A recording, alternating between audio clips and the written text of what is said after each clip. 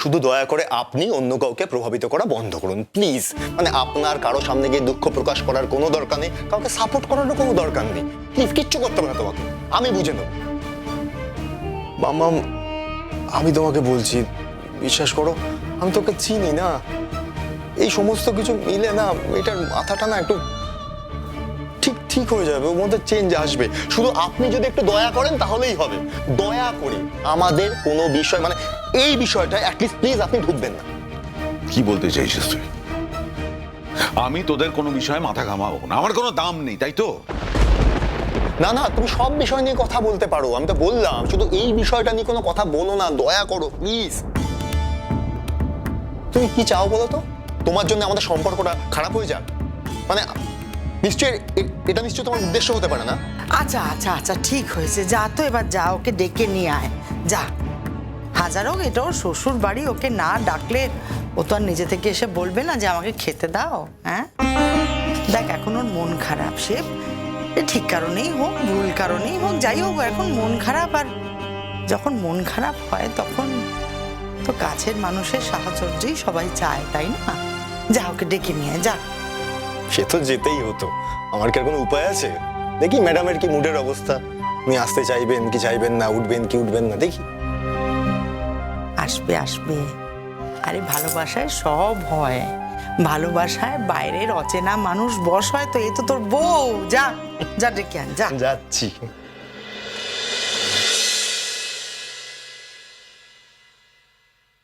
ঠাকুরপো শোনো, তোমাকে একটা কথা বলি, তুমি এবার নিজেকে একটু বদলাও।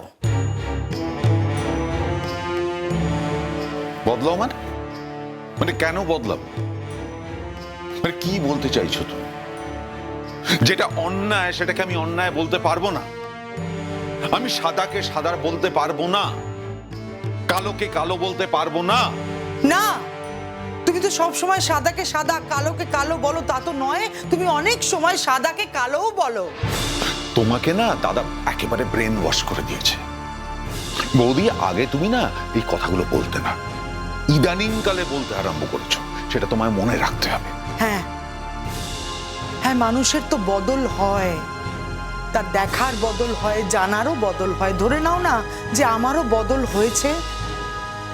আর তোমার দাদা, তিনি তো আমার গুরুজন, তিনি আমার স্বামী, তিনি তো কোনোদিন আমাকে কোনো দুর্বুদ্ধি দেননি।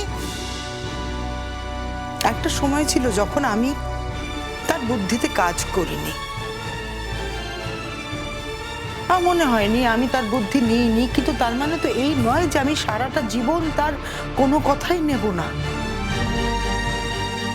আমার যখন মনে হয়েছে তখন আমি তার বুদ্ধি নিয়েছি বই কি। আমি গিয়ে দেখেছি তারপর যে গুড্ডি তার সংসারে সুখী আছে, সেটা দেখে আমার যে কি আনন্দ হয়েছে, কি সুখ হয়েছে। হাজার হোক আমি তো কারোর মা, আমি তো কারোর স্ত্রী, কারোর বউ।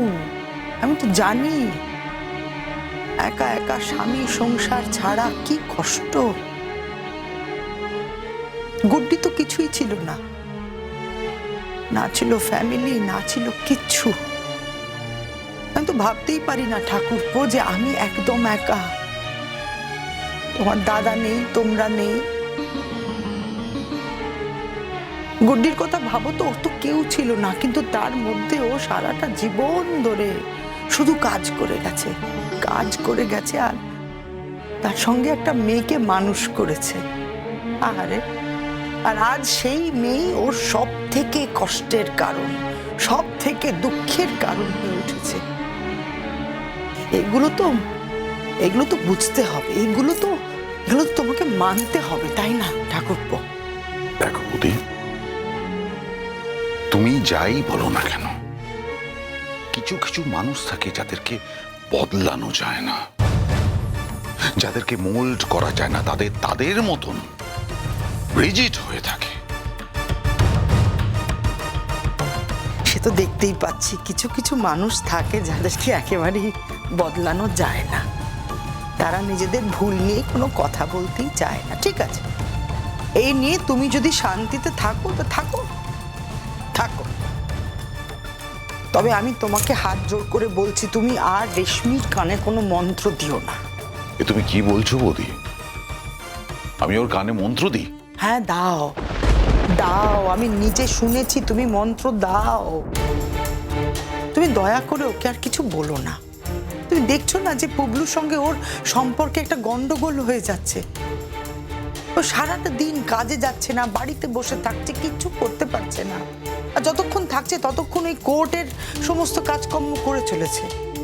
আর এখন যখন কোর্ট প্রমাণ করে দিয়েছে যে কোনো কোনো গন্ডগোল নেই, তুমি যদি আবার নতুন করে ওর কানে কোনো বিষ ঢালো, তাহলে তো সারা জীবন ওই একই জায়গায় ও ঘুরে মরবে, তাই না? গুড্ডিকে কি মনে হয় তোমার? ও তো সহজে হাল ছাড়ার মেয়ে। ও যখন একবার অঙ্কুশের হাতটা ধরেছে, ও কিন্তু হাতটা শক্ত করেই ধরেছে। ও তো অনুজের হাত ছাড়তে চায়নি, আমরা ওকে বাধ্য করেছিলাম। তখন সেদিন সবাই মিলে আমরা ওকে বাধ্য করেছিলাম, আর সেই জন্যই ওদের সম্পর্কটা চলে গিয়েছিল। ওর মনের মধ্যে একটা দ্বিধা ঢুকে গিয়েছিল, আর সেই জন্যই সম্পর্কটা শেষ হয়ে যায়। কিন্তু সম্পর্ক চলে যাওয়ার পরেও ও কিন্তু সারা জীবন এই গুড্ডির পিছনেই ঘুরে মরেছে। তুমি বাবা হয়ে কোনোদিন সেটা বুঝতে পারোনি, কোনোদিন ওর মনের কথা তুমি বুঝতে পারোনি। আশ্চর্য, এখনো তোমার গুড্ডিকে দেখলে প্রচন্ড রাগ। তুমি এখনো ওকে সহ্য করতে পারো না, দেখলেই ওকে অপমান করো। কেন? কেন? তোমার তো কোনো অধিকার নেই ওকে অপমান করার। ও ভদ্রতার খাতিরে তোমাকে কিছু বলতে পারে না, তাই? কেন? ও তো তোমার থেকে কোনোদিন কোনো সুখ সুবিধে নেয়নি ঠাকুরপো। বাবা, কি প্রেম! গুড্ডির প্রতি এত প্রেম কবে হলো আমি ভেবেই অবাক হয়ে যাচ্ছি। না, আমার তো গুড্ডির প্রতি কখনোই হিংসা ছিল না। হ্যাঁ, এই কথা ঠিক যে আমার সংসারে যখন অঘটন হয়েছিল তখন আমি একটা পক্ষ নিয়েছিলাম, কিন্তু তোমার দাদা আমাকে বোঝানোর পর আমি নিজে গিয়ে ওর সংসার দেখে এসেছি এবং আমি সব থেকে সুখী হয়েছি। এর দাম তো তোমায় দিতে হবে ঠাকুরপো।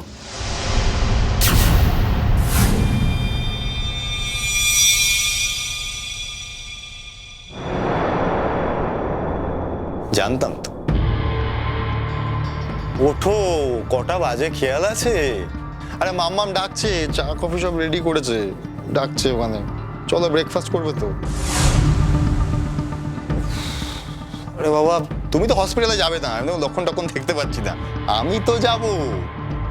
ওই দেখো, এই রেশমি। ও রেশমি, বাবারে। রেশমি, রেশমি, এই রেশমি,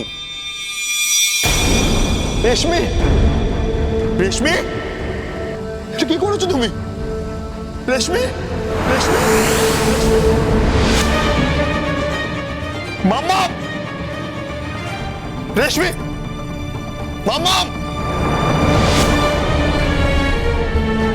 মাম্মাম, মাম্মাম, আরে কোথায় আছো? উপরে একবার এসো। রেশমি কথা বলছে না। মামা উপরে এসো। কি হলো, ওরকম করে চেঁচালো কেন বুবলু? কি জানি, তোমরা এতক্ষণ ধরে এতগুলো কথা বললে। ওর মনের যা অবস্থা, এখন কোনো কীর্তি কেলেঙ্কারি না করে বসে। যা মনের অবস্থা, এই রকম কোনো কাজ করা অস্বাভাবিক না ওর পক্ষে। রেশমি, রেশমিটা কি করলে? রেশমি, রেশমি, ওর মনের অবস্থাটা একটু বোঝার চেষ্টা করো, বুঝবে না। সারাক্ষণ বলে যাচ্ছ ও ভুল করছে, ও ভুল করছে, ও ভুল করছে। আরে বাবা, কি ভুল করছে? একটা মায়ের যদি চরিত্রে গন্ডগোল থাকে, সে যদি লোক লজ্জার মতো কাজ করে, তাহলে সন্তানকে কি ফেস করতে হয় তুমি বুঝতে পারবে না বৌদি। তার বাইরের জগৎটা পুরোটা অন্ধকার হয়ে যায়, সেটা তুমি বোঝো না। এখন এইসব কথা বলার সময় নয়, আগে যাই, গিয়ে দেখি কি হলো। এসো। রেশমি, এটা কি করলে তুমি? এটা কি করলে? মামা, কি হয়েছে বুবলু? বুঝতে পারছি ও তো নিজের জীবনটা এখানে শেষ করে দিল। আমি ওকে ধরে রাখতে পারলাম না মাম্মা। কি বলছিস তুই? আমি কি করবো কিছু বুঝতে পারছি না। আর মানুষ এমনি এমনি তো নিজের জীবন শেষ করে না, অনেক যন্ত্রণা থেকে করে। আর ও যন্ত্রণা কোত্থেকে পাচ্ছে সেটা আমরা সকলেই জানি। এই কথাগুলো বলার এখন সময় না, ইমিডিয়েটলি কোনো ব্যবস্থা নিতে হবে। অ্যাম্বুলেন্স ডাকতে হবে। মাম্মা তো এখানে বসো, অ্যাম্বুলেন্স ডাকতে হবে। কিছু হবে না, ওর কিচ্ছু হবে না, ওর কিছু হতে পারে না। রেশমি, কিছু হবে না, কিছু হবে না তোমার, কিছু হবে না। মাম্মা তুমি এখানে দেখো। রেশমি, রেশমি, রেশমি,